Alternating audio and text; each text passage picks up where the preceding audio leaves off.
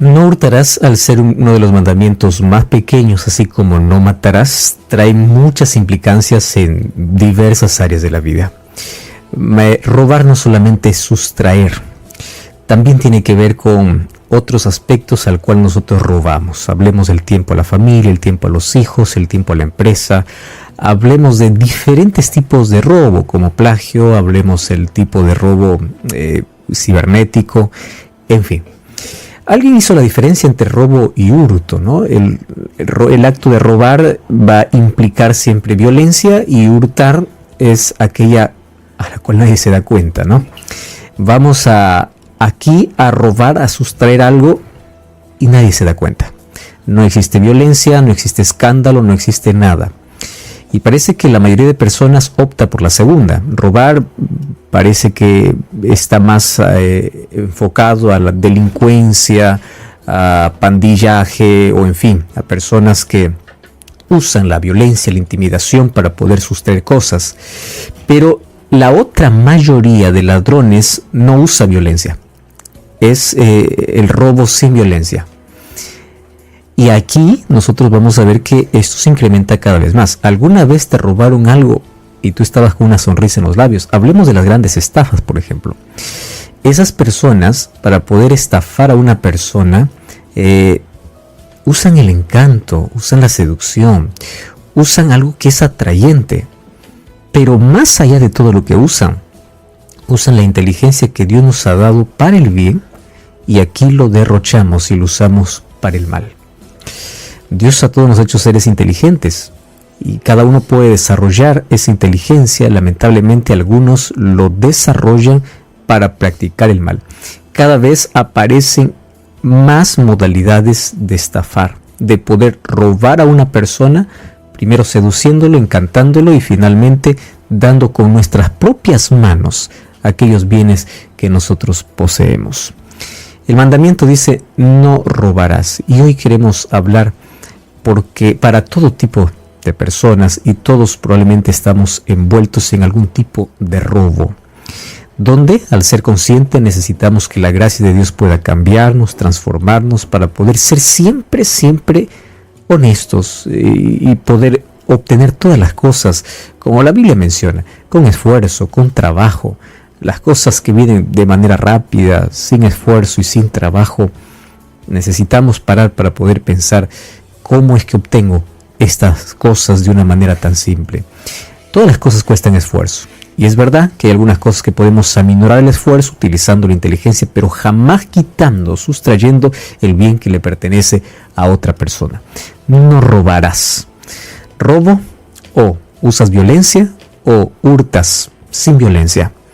Cada uno probablemente esté envuelto en alguna acción peligrosa que tiene que ver con un ataque, un atentado a este octavo mandamiento. Mas ¿cómo nosotros podemos evitar esto en nuestra vida? ¿De qué manera nosotros podemos pedir que Dios nos ayude para que podamos ser personas honestas en todos los aspectos? Hoy vamos a hablar sobre la implicancia de este mandamiento aquí en tu programa de Hablar con Dios. Éxodo capítulo 20, versículo 15, es tan parecido al versículo 13. El versículo 13 dice no matarás y el versículo 15 no hurtarás. Incluso tiene la misma cantidad de letras, ¿no? No hurtarás. Este es el octavo mandamiento. Alguien dijo lo siguiente: cuídate de las expresiones más cortas porque traen conceptos más amplios. Y sí, las expresiones más cortas de la Biblia nos traen tantas lecciones profundas. No matarás, no hurtarás. Otra expresión corta de la Biblia: Jesús lloró, Dios es amor. Las expresiones cortas traen una profundidad y una riqueza de lecciones que son interminables. Y ahora nos encontramos con apenas 2 palabras, 9 letras. No hurtarás. Otras versiones dice no robarás. Ya establecimos una diferencia entre robo y hurto. El robo es con violencia, el hurto es de manera sigilosa, astuta, donde el ser humano usa la inteligencia para poder sustraer de la manera que la otra persona no se dé cuenta. Finalmente, acontece el robo. Es sustracción de aquello que no le pertenece. Existe una obra interesante que probablemente todos cuando estuvimos en el colegio lo leímos, la obra de Los Miserables de Víctor Hugo. Y allí cuenta una historia interesante de un hombre llamado Jean Valjean. Él era un campesino pobre y en la historia nos dice que él pasó 19 años en una prisión por robar un pedazo de pan cuando él tenía hambre. Por un pedazo, por un poco de pan, pasó 19 años en la prisión. Pero luego de poder cumplir su condena, él fue liberado, fue libre. Solo que cuando él salió, toda la gente sabía de su condición y pues lo rechazaba y nadie le daba oportunidad para poder recomenzar. No tenía otra alternativa que poder dormir en la calle. Sin embargo, uno de aquellos días de miseria, durmiendo allí en la calle, su vida cambió porque justamente allí le encontró un obispo llamado Myriel. Y Myriel lo acogió, lo llevó a su propia casa, le dejó de manera libre para que pueda alimentarse, que pueda abrigarse, le dio un lugar que era mucho mejor que obviamente estar fuera, estar en la calle pasando todas esas penurias. Y la historia que cuenta Víctor Hugo es que este no estaba arrepentido a pesar de los 19 años de prisión, sino que allí nuevamente se vio tentado a poder robar de aquel obispo los cubiertos de plata. Entonces tomó todos los cubiertos de plata y en una noche los robó, huyó. Pagar con tanto mal a alguien que le hace bien. Pero acá hay otra lección, ¿no? 19 años de prisión y él no aprendió la lección. No aprendió. Así que la historia dice que finalmente nuevamente fue arrestado.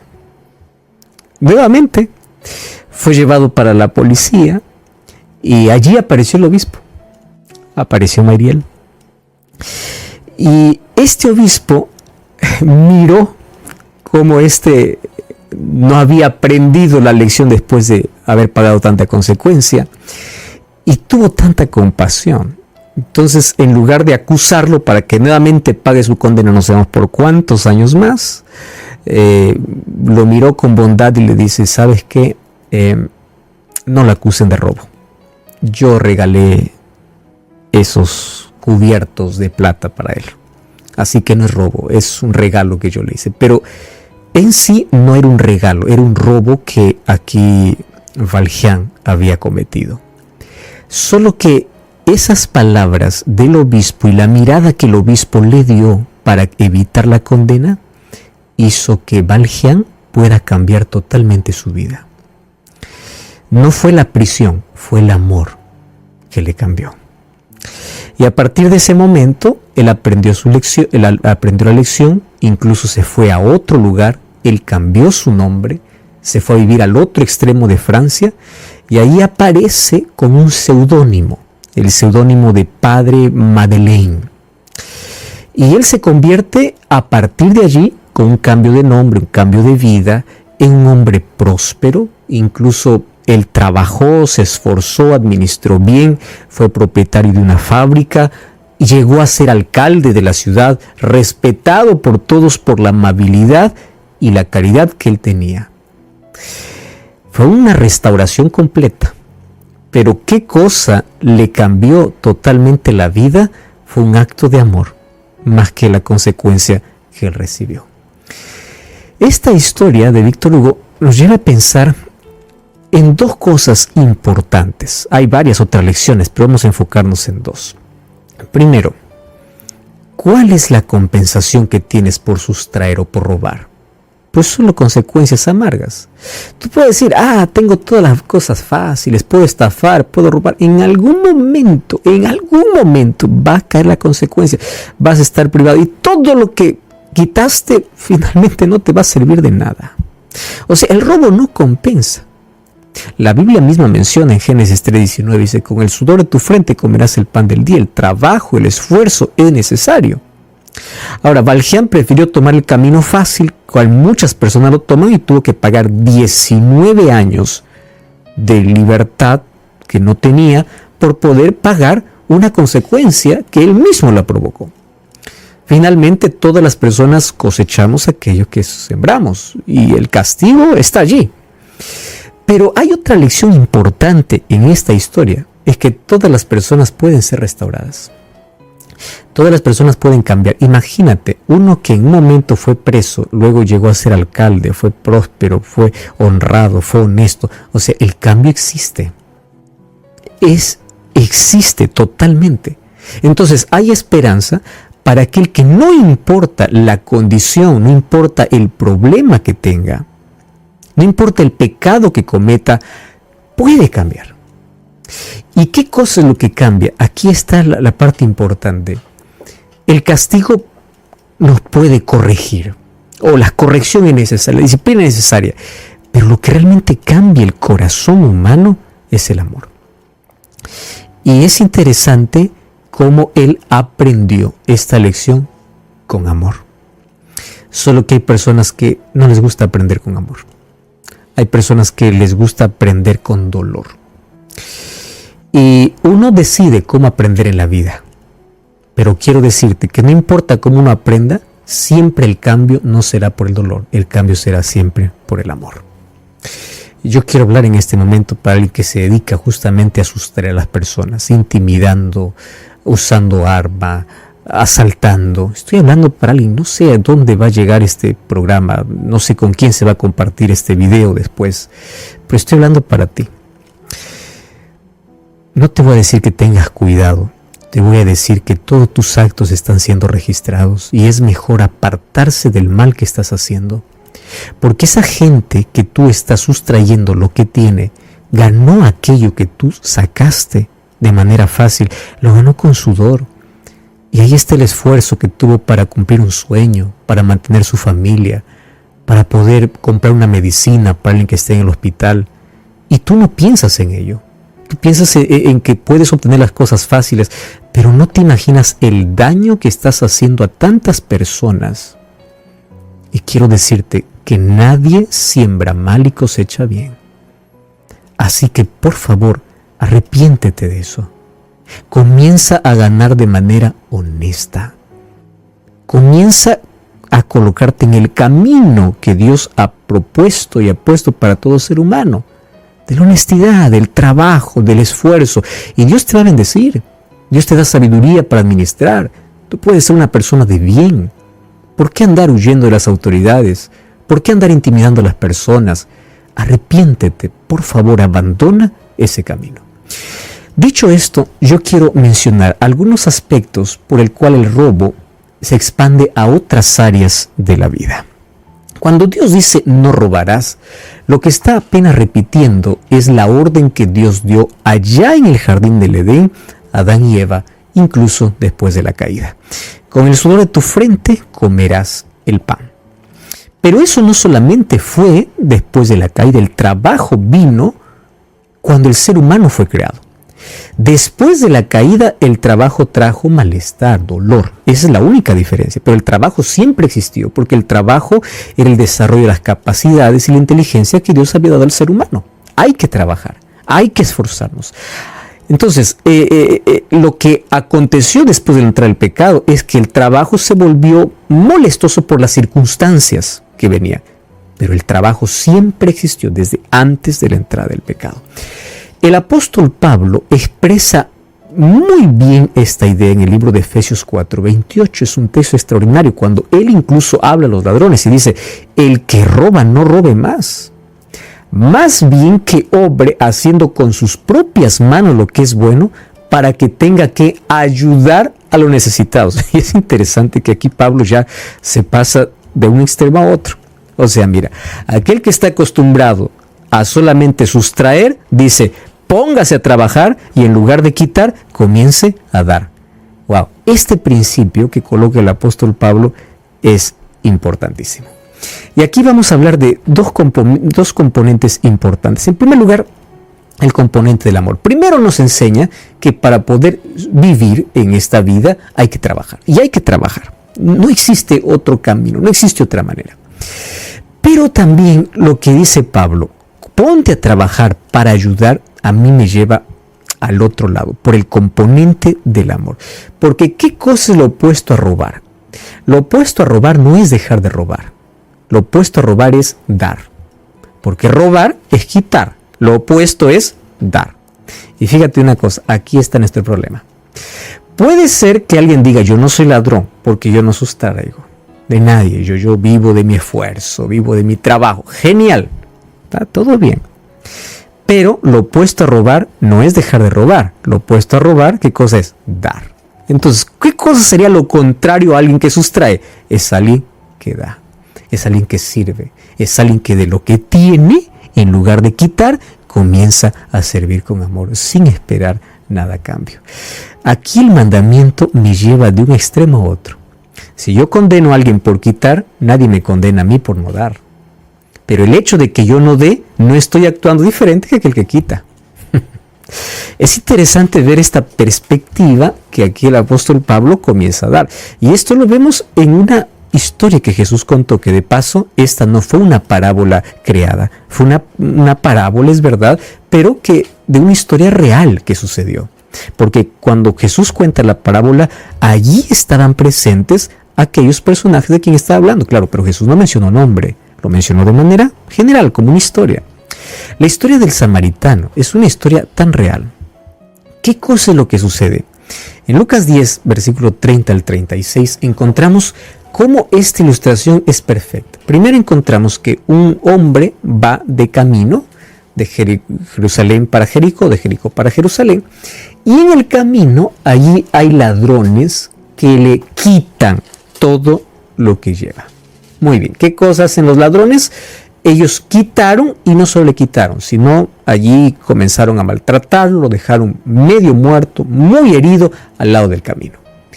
Mira lo interesante de la historia. Ya no nos vamos a enfocar en aquellos que con indiferencia pasan, ¿ya? Vamos a enfocarnos en el samaritano. ¿Qué hizo el samaritano? El samaritano hizo todo lo contrario a los ladrones. Entonces, un ladrón es el que quita, samaritano no es el que pasa, es el que da. Y aquí vamos a encontrar tres grupos de personas y cada uno se ubica donde piensa que debe estar. Cuando nosotros somos indiferentes con el necesitado, somos casi exactamente que aquel que quitó. Porque no hacemos nada para ayudar. El ladrón quita, el indiferente mira, pobrecito, y se va. ¿Cuál es la actitud correcta y a dónde me lleva el mandamiento de no robarás? No robes, pero haz lo opuesto a no robar. Comienza a dar. ¿Qué cosa hizo el samaritano?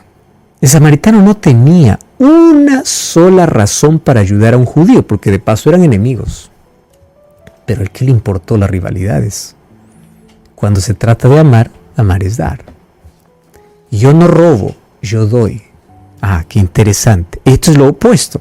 Entonces, mientras todos pasaron de largo, el samaritano, incluyéndose él en el peligro, porque quién sabe, los ladrones estaban cerca y él también le quitaban todo. No importa el peligro. Bajó, le ayudó, vendó sus heridas, colocó su aceite, fue hasta el mesonero y le dijo, mira, cúralo. Si tú gastas, ponlo a mi cuenta porque yo lo voy a pagar. Entonces, ¿qué cosa es lo contrario al ladrón? El samaritano no es el sacerdote, no es el levita. Lo contrario al ladrón es el samaritano. ¿Cuál es la diferencia? El ladrón quita, el samaritano da. Entonces la pregunta es, a veces podemos decir, yo no robo, pero tampoco hago nada para dar. Estoy casi en la misma situación de aquel que sustrae. Ahora, hay diversas maneras de poder hablar hoy acerca de robo. Podemos enumerar el plagio, podemos enumerar robar horas en el trabajo. También, ¿no? Tengo un horario específico, pero yo hago lo que quiero, mis propias cosas, sin poder rendir. Eso es el hurto. Yo no practico la violencia, no hago nada malo, pero pues bueno, hago algo que es para mi propio beneficio. Y soy consciente que estoy robando. Eso no me pertenece, pertenece a otro, pero yo lo robo. Robo el tiempo de mi familia, robo el tiempo de mis hijos. O sea, el robo abarca muchas cosas. Pensando en esto, hay otro robo. Malaquías 3:8 al 10, incluso hay una pregunta que Dios hace y dice: ¿robará el hombre a Dios? Y él dice: ¿en qué? El ser humano dice: ¿en qué te hemos robado? Irónico, ¿verdad? Y Dios dice: claro, en devolverme lo que me pertenece. Y ahí habla acerca de diezmos y ofrendas. Hablar acerca de diezmos y ofrendas para muchos puede ser complicado, para mí es muy simple porque está en la Biblia. Y si está en la Biblia es un principio eterno. Y los diezmos pues aparecieron antes de los judíos. Apareció con Melquisedec y Abraham en Génesis, donde no había judíos. Ahora, Dios no necesita tu dinero. Yo quiero que tú entiendas algo. Porque Él es el dueño de todo. Dios necesita tu corazón. Pero si tu corazón es tan apegado al dinero, ¿cómo puedes dar? O sea, el problema no es lo que das. El problema es lo que hay en tu corazón. ¿Tú crees que Dios está necesitando de dinero? Por favor. Mío es la plata, mío es el oro. De Jehová la tierra y su plenitud, el mundo lo que en él habita.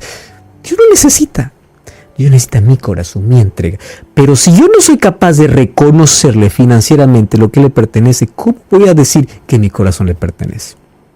El problema es lo que hay en mi corazón. Y lo que Cristo, lo que Dios quiere es mi corazón para Él. Un corazón entregado. Por eso la forma sistemática de diezmar y ofrendar no es un acto de generosidad. Es un acto de entrega. Porque yo soy generoso cuando tengo compasión. Yo de Dios no tengo compasión. Él tiene compasión de mí. Yo no tengo compasión de Él. Entonces eso es un acto de ¿qué? De devolución. Al decir, no es mío, tú eres el dueño de todo. Ahora mira qué interesante. Hay varias maneras de robar, ya te mencioné. Sin embargo, volviendo a la historia con la cual comenzamos, hay esperanza para todos. Y sabes que los ladrones tienen una larga historia. Incluso con Jesús. Jesús dice que entraba a casa de aquellos que estafaban y los transformaba. ¿Te acuerdas de Zaqueo? ¿Te acuerdas de Mateo? Pero ¿sabes qué me sorprende? Es que Jesús murió en medio de dos ladrones. Dos que estaban condenados a sufrir y a morir justamente por todo el daño que habían ocasionado. Pero Jesús está en medio, no como criminal, no como ladrón. Jesús está como el dador. Fíjate una cosa, los del costado quitaban, los que estaban al lado de Jesús, y el que estaba en medio daba. ¿Entiende la diferencia? Y Jesús estuvo en medio para decirte lo siguiente: no importa la condición en que estés, yo estoy cerca de ti para salvarte. Lamentablemente no todos se arrepienten, así como los ladrones ahí al lado de Jesús. Uno aceptó, el otro rechazó. Cada uno decide continuar con su vida o cambiar, pero quiero decirte que hay oportunidad para todos y Dios puede transformar nuestro corazón. Y si tú quieres esa transformación completa y que la gracia de Dios te ponga en armonía con su ley, porque estoy hablando de la ley de Dios, ora conmigo. Gracias, Señor, por tu palabra, porque comprendemos de una manera simple, sencilla, el ideal que tienes para nuestra vida. Danos un corazón diferente, danos un corazón dadivoso, entregado, dador. Y ayúdanos para que nosotros, en lugar de poder sustraer, robar, porque hay tantas maneras de hacerlo, podamos dar, porque es así como tú nos enseñaste a hacer. Toma nuestra vida y guíanos cada día para que nuestras decisiones puedan reflejar que tu ley esté en nuestro corazón y por tu gracia somos transformados. En el nombre de Jesús. Amén.